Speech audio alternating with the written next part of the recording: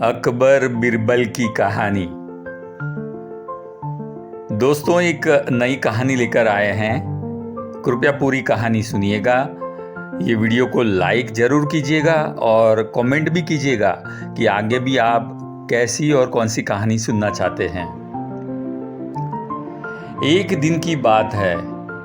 बिरबल किसी काम की वजह से राज्य से बाहर गए हुए थे, दरबार में मौजूद नहीं थे और इसी बात की राह देख रहे हैं। उनके विरोधी इस बात का फायदा उठाकर कुछ मंत्रीगण बिरबल के खिलाफ महाराज अकबर के कान भरने लगे। उनमें से एक कहने लगा, महाराज, आप केवल बिरबल को ही हर जिम्मेवारी देते हैं और हर काम में उन्हीं की सलाह ली जाती है। इसका मतलब यह है कि आप हमें अयोग्य समझते हैं, मगर ऐसा नहीं है।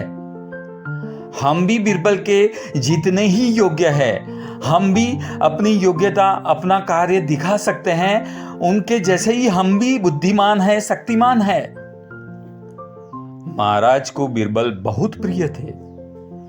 वह उनके खिलाफ कुछ नहीं सुनना चाहते थे, लेकिन उन्होंने मंत्रीगणों को निराश न करने के लिए एक समाधान निकाला।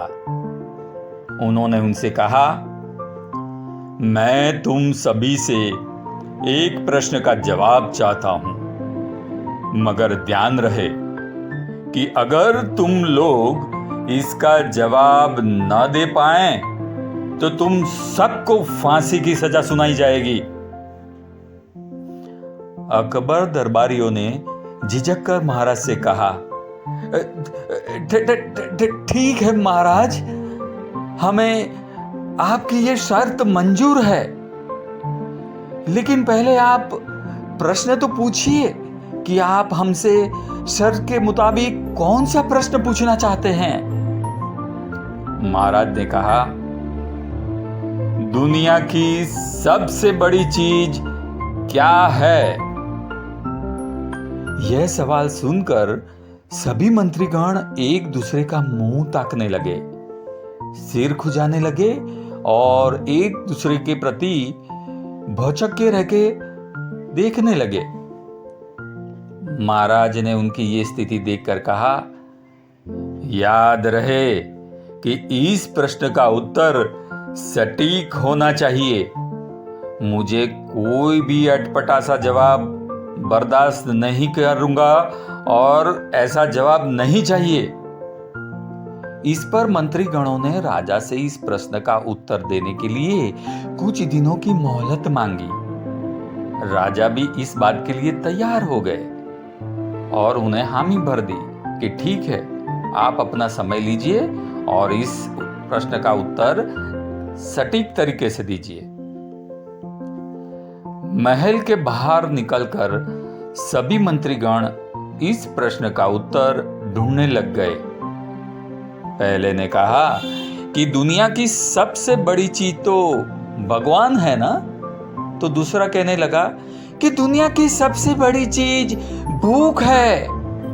तीसरे ने दोनों के जवाब को नकार दिया और कहा, अरे भगवान जैसी कोई चीज होती ही नहीं है और भूख को भी तो बर्दाश्त किया जा सकता है ना।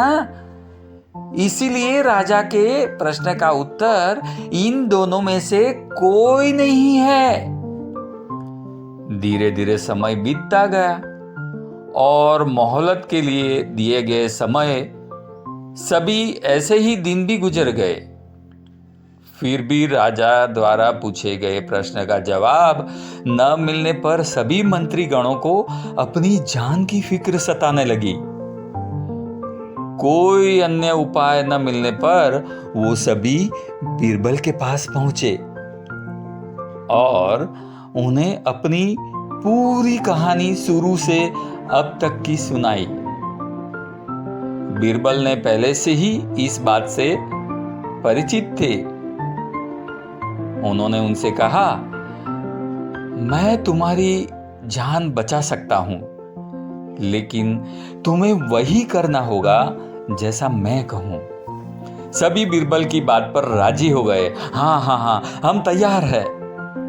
अगले ही दिन बीरबल ने एक पालकी का इंतजाम करवाया।